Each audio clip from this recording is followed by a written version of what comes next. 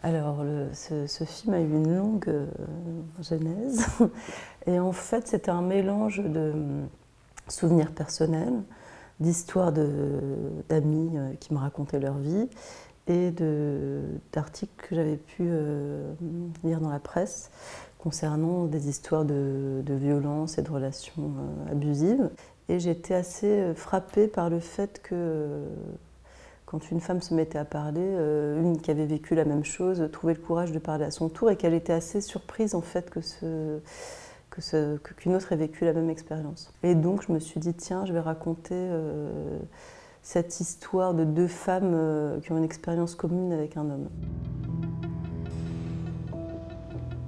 Pour raconter l'histoire de Laura, j'avais imaginé qu'au lieu d'avoir des flashbacks, d'une certaine manière, le personnage plus jeune qui était en relation avec Joachim raconterait ou évoquerait d'une certaine façon son passé. Que ça me permettait de raconter deux facettes d'une même relation à travers deux personnages différents sans que je passe par des flashbacks. Et puis ensuite, au montage, de voir comment chacune se positionnait par rapport à Joachim, ça m'a intéressée.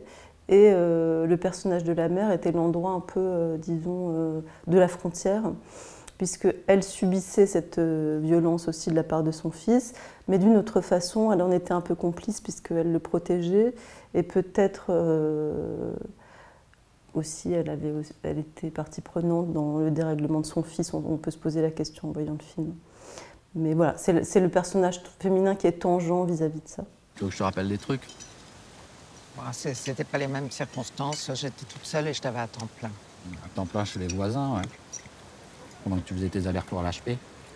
L'idée de raconter que la mère avait eu des problèmes psychiatriques, c'était une façon de raconter que peut-être cet homme, entre guillemets, on le juge à l'âge adulte pour tout ce qu'il fait et pour les violences qu'il fait subir. Mais que peut-être ça avait été un enfant qui n'avait pas été protégé. Je me disais, voilà, après tout, s'il y a une clé quelque part sur ce personnage masculin, c'est peut-être celui-là. Mais moi, j'ai pas enfin, le film n'est pas l'occasion véritablement de fouiller ça, mais je voulais offrir aux spectateurs cette clé-là. Que dans une enfance qui n'a pas été protégée, peut survenir ce genre de destin, quoi. Je voulais amener de la nuance sur ce personnage masculin. C'était même, au vu des films qui sortaient sur ce même sujet, l'endroit où je pensais amener quelque chose de nouveau. Je me disais, tiens, dans ce genre d'histoire, les personnages masculins sont souvent brossés à gros traits et je pourrais amener plus de nuances. Parce que ça expliquerait aussi l'attachement de ces femmes pour lui. Sans ça, je trouvais que comme spectateur, on se positionnait directement à l'extérieur et qu'on se disait mais qu'est-ce qu'elles font, pourquoi elles vont avec cet homme, vite, il faut qu'elles partent. Et là, je trouvais que l'ambiguïté nous permettait de partager les liens d'affection qu'elles pouvaient avoir pour cet homme. Et la question de la drogue, pour moi, c'était pas une manière d'adoucir ce qu'il faisait. Effectivement, je continue de le traiter un peu comme quelqu'un de malade, d'une certaine façon. Mais c'était pas du tout pour l'excuser, parce que la drogue, c'est aussi quelque chose qu'on peut soigner. Enfin, c'est complexe. Mais je m'intéresse à lui comme personnage, à certains moments, en dehors de ce qu'il fait de ce qu'il fait subir à ces femmes. Mais non, je voulais pas vraiment lui trouver d'excuses. Mais en tout cas, ne pas cesser de le considérer comme un être humain. Tu peux me dire ce que tu faisais? Je pense que tu préférais pas le savoir. Alors, c'est une histoire particulière que j'ai avec Bastien Bouillon parce que je l'avais rencontré sur un moyen-métrage quelques années auparavant, où le personnage était déjà un personnage très proche de celui qu'il incarne à ce moment-là. Mais donc le moyen-métrage s'appelle Baby Love et c'était sur une histoire plus passionnelle, plus amoureuse, mais avec les mêmes éléments de toxicité. Et donc, à ce moment-là, on s'est vraiment rencontrés. C'est vrai que c'était ma directrice de casting de l'époque qui me l'avait suggéré et que j'avais pas cette image de Bastien moi-même. Mais quelque chose s'est connecté entre nous pendant le tournage. Pas forcément, peut-être le deuxième jour ou dans le cours du premier jour. D'un coup, il a trouvé le personnage avec quelques indications. Et puis, je pense qu'il s'est raccroché à quelqu'un qu'il avait connu. Je me souviens qu'il a fait une réflexion à ce sujet. Et hop, une fois qu'il avait eu ce point de repère de quelqu'un de la vie. Voilà, il s'y est complètement accroché et le personnage ne le quittait plus même entre les prises en vérité. Hein. C'était vraiment très beau à voir. Et puis il inventait ce qui était un cadeau en fait. Alors je ne sais pas si ça rejoint ce que vous disiez, mais ce qui est un cadeau dans la collaboration que j'ai eue avec Bastien et sur ce moyen métrage, ensuite sur Aux jours qui viennent, c'est que je laisse une place à l'improvisation puisque je retravaille de prise en prise des scènes en intégrant quand il y a quelque chose que j'aime bien, qui est improvisé, si ça me plaît, je le fais reprendre dans la prise suivante et on construit les prises comme ça soit en changeant de direction, soit au contraire en creusant la même direction. Mais les improvisations de Bastien, très souvent, elles me troublaient parce qu'elles étaient tellement justes à certains moments que c'était très troublant comment il devinait le personnage, des lignes que j'aurais pu écrire moi dans le scénario et que j'avais des fois rayées ou pas écrites, mais il y a un endroit où il diffère, où je devais retenir un peu quelque chose qui n'était pas du personnage, c'est que Bastien est quelqu'un de très énergique, très tonique, il a une démarche très sautillante, il est volontiers gouailleur, il plaisante. Donc évidemment, je le laissais faire entre les prises, mais dès qu'on tournait, il fallait... parce que là c'est un personnage plus sombre, plus dépressif, et donc c'est beaucoup sur la démarche que ça jouait. Et ensuite, ce qu'on avait trouvé sur le précédent travail, mais ça faisait un certain nombre d'années, il fallait le retrouver, c'est l'idée que c'est quelqu'un qui est là sans être là. Et donc, il s'agit de le diriger dans ses regards, qui regarde ailleurs, qui soit à l'écoute de ce qui se passe, qui soit aussi dans une certaine vigilance, qui fasse quelque chose tout en parlant. C'est pas quelqu'un qui est paisiblement là devant vous. Et donc, on a travaillé ce personnage comme ça, en lui donnant des espèces d'échappées sans arrêt. Et puis une faille, une mélancolie. Ça, c'était un peu plus compliqué à chercher, mais enfin, il l'a trouvé par lui-même. Mais voilà, je suis allée un peu chercher là-dedans. Tu devrais faire une photo. Ça leur fera plaisir, aux gens de la famille. Ça leur fera plaisir d'avoir une image en attendant le corps. Ça va prendre du temps. Le travail a consisté aussi parfois, pour les moments plus violents, à trouver la bonne mesure. C'est-à-dire que dans un premier temps, il pouvait aller trop loin et on détestait le personnage. Donc ça, il fallait trouver carrément, prendre le pied inverse. Hein. C'est-à-dire quand il met on ne sait pas bien ce que c'est, si c'est un médicament ou de la drogue à la jeune fille quand elle est dans la voiture, à Chirine. Au début, il avait l'air carrément hyper malfaisant. Enfin, c'était un film d'horreur, quoi. Mais du coup, dans un deuxième temps, je lui ai dit, écoute, non, à ce moment-là, tu l'aimes et tu as peur que ça n'aille pas et tu veux la soigner, tu t'occupes d'elle, tu prends soin d'elle. Et du coup, d'en faire quelque chose de plus aimant, ça a donné du trouble, ça n'a pas enlevé la violence du geste, mais ça a donné du trouble à ce qui se passait. Et de la même manière pour la gifle, il me disait, ah, j'ai pas envie de... Est-ce que je suis obligée d'aller jusqu'à la gifle? On peut peut-être juste s'empoigner, mon personnage va être atroce. Moi-même, j'avais des hésitations. Et je lui ai dit, non, il faut le faire absolument. Mais quand je le dirigeais, je lui ai dit, écoute, là, elle a été... tu la trouves horrible, elle veut t'enlever ton enfant, elle t'a caché ce qui s'est passé avec Chirine, elle te frappe, tu te défends.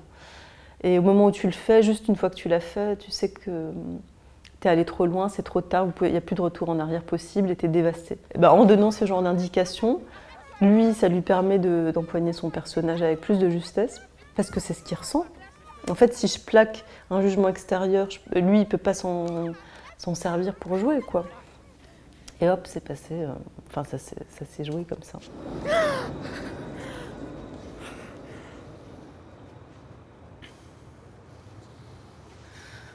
C'est ça que tu voulais?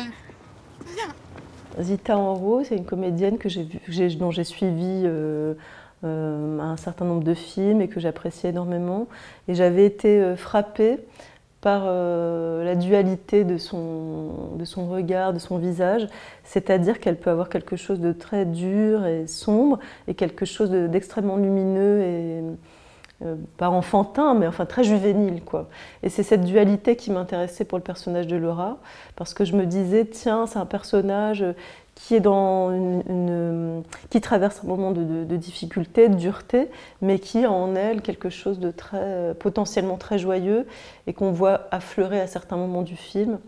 Et je trouvais que Zita avait aussi une énorme vitalité. Bon, ça s'est confirmé, c'est quelqu'un d'extrêmement vital et sur un plateau et dans la vie. Et puis elle a cette solidité aussi que je trouve qu'elle donne au personnage, c'est-à-dire que c'est vraiment une personne, hein, réellement, sur qui on peut compter. Et je trouve que ça, elle le donne au personnage et c'est vraiment un cadeau. Je l'avais peut-être moins vu dans les films, cet aspect-là de quelqu'un sur qui on peut compter, quoique dans Fatima, elle a cette solidité, comme ça on le sent déjà énormément. Et j'étais assez passionnée par son visage aussi, je dois dire. C'est quand même ça aussi le cinéma, c'est-à-dire que c'est quelqu'un qu'on a envie de filmer, de regarder. Et puis elle a un jeu qui peut être très expressif. Et là, j'ai cherché plutôt au contraire une forme d'intériorité, de nuance. Ça, on l'a vraiment cherché ensemble. Je trouve qu'elle l'a atteint parfois de manière extrêmement gracieuse. Et après, il y a le moment où elle est avec son nouvel amoureux, qui est une scène qui a été un moment très joyeux, puisque elle a un fou rire qui l'a prise pendant le tournage et qui a été qui a illuminé la scène, quoi. Parce que elle était censée rire, mais bon, là, ça a dépassé c'est Zita et c'est Laura, et c'est un moment où on peut se dire, tiens, c'est le personnage, c'est tel qu'il aurait pu être, ou tel qu'il sera à nouveau une fois que tout ça sera un peu plus derrière elle. Je suis rentré dans une boutique et j'ai dit bonjour, je voudrais essayer vos robes de chambre. Puis j'ai flashé sur celle-là. C'est génial de flasher sur une robe de chambre. Pardon, je veux un flash. Oui, j'ai eu un coup de cœur. Alors, ce qui se passait entre Aurélien Gabrielli, qui joue Lazare, et Zita Enro, c'est que c'était un moment qui était très différent, et des relations qui étaient très différentes de celles qui étaient vécues avec Bastien, parce que c'est des scènes, simplement, qui aussi imposent autre chose. C'était des moments plus protégés, plus calmes. Aurélien est quelqu'un d'extrêmement... il est drôle, mais il est très doux aussi. Et du coup, rien que par les scènes, l'ambiance du tournage. Après, comme ils avaient des scènes d'intimité, on a beaucoup passé de temps ensemble pour qu'ils fassent connaissance. Pareil, ça a créé un lien entre eux. Et parfois, il y a un peu d'improvisation qui ne reste pas forcément au montage, mais qui permet aussi aux comédiens de se rencontrer, qui laisse des traces dans les scènes. Et je voulais voir une Zita fatiguée. Donc je me souviens que je voulais pas qu'elle soit trop maquillée, qu'il y ait quelque chose qui soit un peu d'effet sur elle, et qu'elle n'ait pas d'autre choix que de demander d'être prise dans les bras, ce qu'elle ne fait pas à d'autres moments, parce qu'elle essaie tout le temps de tenir le coup. Lazare, est-ce que tu peux me prendre dans tes bras? Bien sûr. Et lui, Aurélien, son personnage, voulait que ce soit quelqu'un qui soit présent pour elle, mais qui soit parfois un peu à côté, un peu maladroit. Et c'est ce petit décalage, cette maladresse, je crois, qui fait qu'on se dise que c'est vrai. Parce qu'il est en train de parler d'autre chose, de s'occuper de la vaisselle au moment où elle lui demande ça, où elle lui demande qu'il la prenne dans les bras. Et il a un petit temps et il dit oui, bien sûr, ce qui fait qu'on y croit. Parce que s'il n'y avait pas eu cette banalité dans la situation, peut-être que ça n'aurait pas marché. Et puis c'est chargé de la discussion qu'il y a eu avec la petite, de la violence qu'il y a eu. Donc je crois que c'est ça aussi qu'on plaque sur cette étreinte. Tu sais, il faut pas trop s'inquiéter pour lui. Il a l'air fragile, mais il se débrouille. Il dit qu'il est fort. Non, pas très fort. Des fois, j'aimerais qu'il soit mort. Le film voulait aussi poser la question de l'enfant, d'un enfant dans cette situation. Alors j'avais choisi cette petite fille justement parce qu'elle dégage quelque chose de très solide. Et je voulais pas, pendant le film, qu'on ait l'impression qu'elle qu'elle était abîmée par cette histoire et par cette violence. Je voulais qu'on la sente tonique, en bonne santé, et malgré tout que le personnage de sa mère, interprété par Zita Enro, soit dans une démarche de protection. Alors pas forcément comme une mère poule, mais qu'elle soit toujours, je l'ai dirigée de cette façon, qu'elle soit toujours dans la vigilance, toujours en train de regarder si tout va bien pour elle, même à distance, qu'elle ne cesse d'avoir un regard pour sa petite fille, et qu'elle lui donne aussi des explications à certains moments sur ce qui se passe, qu'elle lui donne des clés, justement pour qu'elle puisse faire son chemin. Et vis-à-vis de son père, et vis-à-vis de quand elles accueillent Chirine, qu'elle mette des mots malgré tout sur la situation. Elle va rester avec nous quelques temps, hein, pour se reposer. Et nous, on va essayer de bien l'accueillir, d'accord? J'avais envie que cette petite fille soit d'une certaine manière aussi éduquée par ses femmes. Que ce soit Laura, donc sa mère, ou Chirine. Le courage de ces femmes, finalement, est un exemple, et à un certain moment, on la voit elle-même être courageuse quand elle protège Chirine de son père, ou quand elle essaye de se confronter à son père pour protéger sa mère. Est-ce qu'il vit dans la savane? Oui.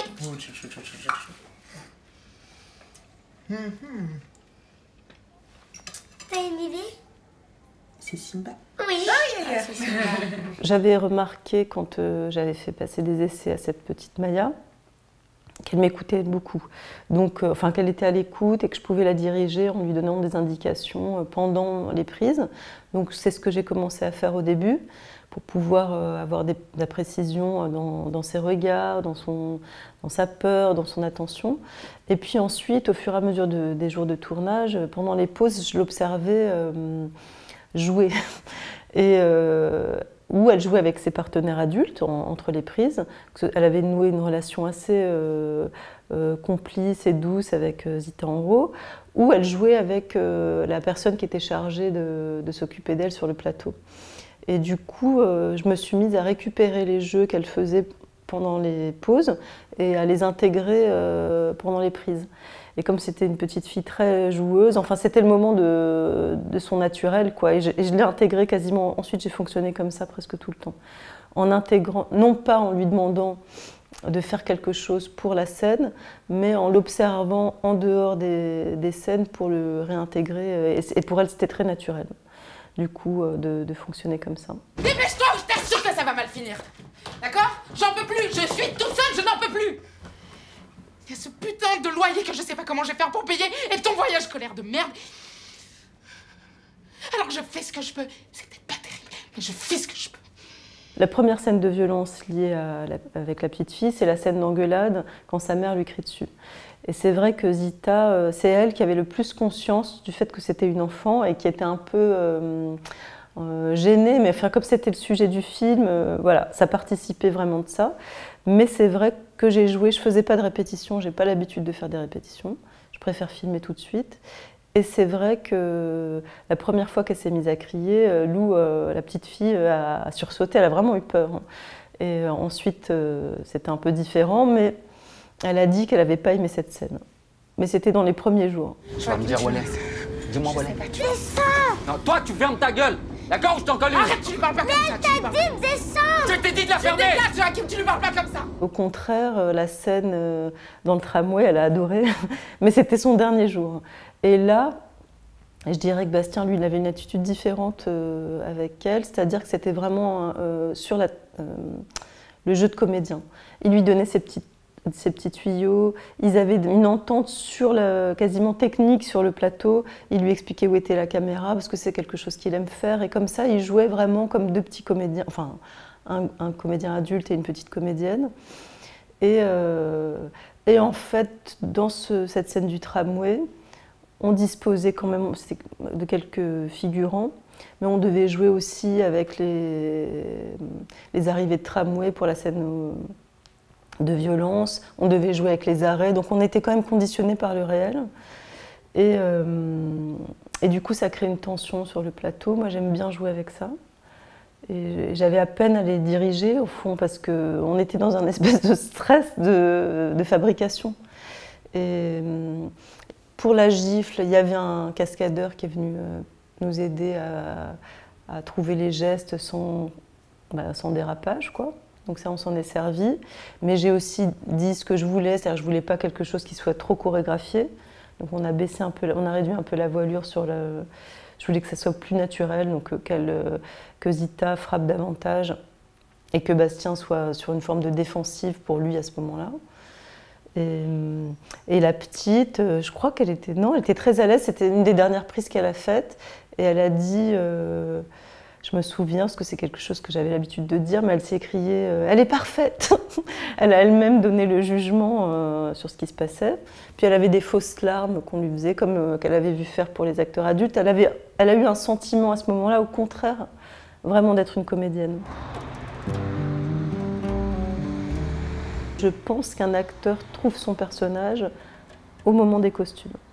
Et alors c'est peut-être plus visible pour Bastien, mais je pense que c'est le cas pour les autres aussi. Zita aussi, elle a pas mal cherché son costume. Et c'est vrai que Bastien, avec son blouson de cuir et ses lunettes, peut-être plus que le costume qu'il a au début, ça devient vraiment Joachim.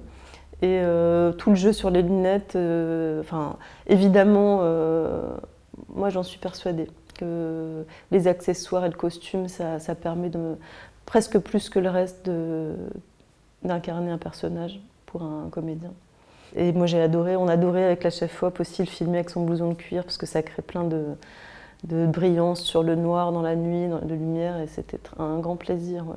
Et puis il se laissait filmer, il était d'accord pour ça, et voilà, il adorait être filmé même comment dire, sans dialogue, quand il marche tout seul, quand il erre et qu'il est comme une loque.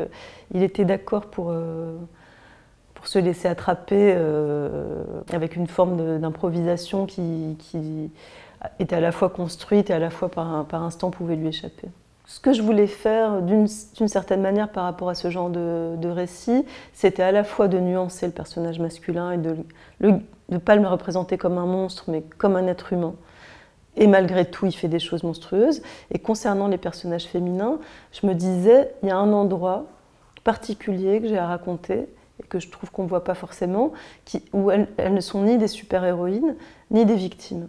Et elles sont en prise avec les deux. Et que, d'une certaine manière, pour moi, leur force vient de leur courage, et que je ne voulais pas non plus, comment dire, éluder leurs faiblesses. Et elles le savent elles-mêmes qu'elles en ont.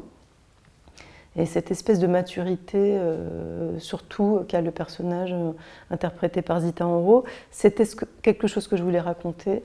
Raconter qu'elles prennent des décisions en essayant d'être le plus intelligente possible, de faire au mieux. Avec Zita, on se disait que c'était un personnage qui avait le sens du devoir. Pareil, je me disais, tiens, c'est pas quelque chose qu'on voit pas forcément. Alors on dit des fois mère courage, mais pour moi ça ne se situait pas là non plus. C'était vraiment essayer de prendre la meilleure décision en fonction de ce qui se passe.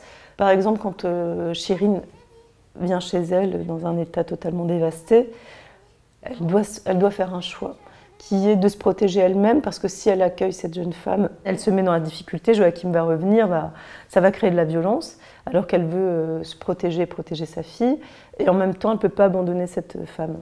Tu te souviens de Chérine? Oui. Entre. Et du coup, montrer à l'œuvre ce processus qui est de quelle est la décision à prendre, comment faire au mieux, et même qu'elle le transmette finalement à la petite en lui disant on va essayer de bien l'accueillir. Donc ça, c'est un type de personnage féminin que je trouvais qui n'était pas représenté, et qu'en effet, plus on a de représentation de personnages féminins, plus on peut être dans une nuance, une variation, une variété. Mais il y avait quelque chose aussi, je dirais quasiment politique pour moi, dans le fait de montrer des femmes comme ça, parce que je trouvais que quand on montre des femmes extrêmement puissantes, alors c'est fascinant, c'est des grands personnages de cinéma, mais dans la vie, on a beaucoup plus de mal à s'en servir, parce que être courageux dans la vie, c'est un peu plus petit que ça. Le père de ma fille est passé chez moi ce matin, et il l'a emmenée alors que c'était pas prévu. On a marché un moment, et puis il a reçu un message de son ex. C'est que je l'ai recueilli chez moi ces derniers jours. Je crois qu'elle a dû lui dire, puisqu'il s'est mis à m'insulter. Et il m'a frappée. Okay. La police, je dirais qu'elle n'agit pas par sentimentalité, ni par affection, ils agissent selon une espèce de procédure. Donc quand tout rentre dans les procédures qu'ils ont apprises, ils agissent selon ces procédures-là. Et comme j'ai travaillé avec des vrais policiers, c'est des vrais policiers qui jouent, bah voilà, ils m'ont fait aussi part. Je trouvais qu'il y en avait beaucoup, mais ils m'ont dit non, dans ce genre d'intervention, quand on est en extérieur, surtout dans un milieu comme un hôtel, là il y a eu 2 plaintes successives pour le même homme, on interviendrait avec ce genre d'équipe. Peut-être que dans d'autres cas, c'est différent, si l'homme est plus puissant et que les femmes le sont moins, peut-être que la police est moins encline à les entendre, je ne sais pas. Mais je voulais raconter, plutôt que de faire le procès de la police à ce moment-là, une police qui est sur le coup et qui agit parce que c'est ce qu'on lui a appris depuis une dizaine d'années à faire. T'as de l'argent pour moi? Quoi faire? Un voyage à Pompéi avec ma classe. Ah non, c'est nul, Pompéi. Mais tout le monde... Il y a trop de touristes maintenant, c'est devenu dégueulasse. Le film de Rossellini, Voyage en Italie, un de mes films préférés, que j'ai vu une dizaine de fois et qui m'a bouleversée. Donc c'est vrai qu'il est une forme d'inspiration. Après, je ne pensais pas à ce film en me disant je vais aller sur les traces de Voyage en Italie. Du tout. Mais c'est un film qui m'habite énormément. Ouais. Et c'est vrai que si j'avais pu aller... en fait, pour être tout à fait exact, une scène était prévue à Pompéi avec les corps dans la cendre et qui était pour le coup une référence directe au film de Rossellini quand il découvre les corps en lacets. Mais puis ça n'a pas pu se faire pour des raisons de production. Et puis ensuite, j'avais l'intention d'insister à nouveau auprès des producteurs pour faire un petit tournage.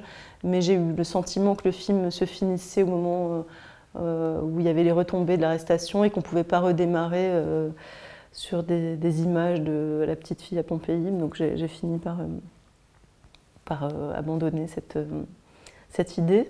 Mais évidemment que Voyage en Italie de Rossellini est un film qui doit être là, quelque part, en Italie.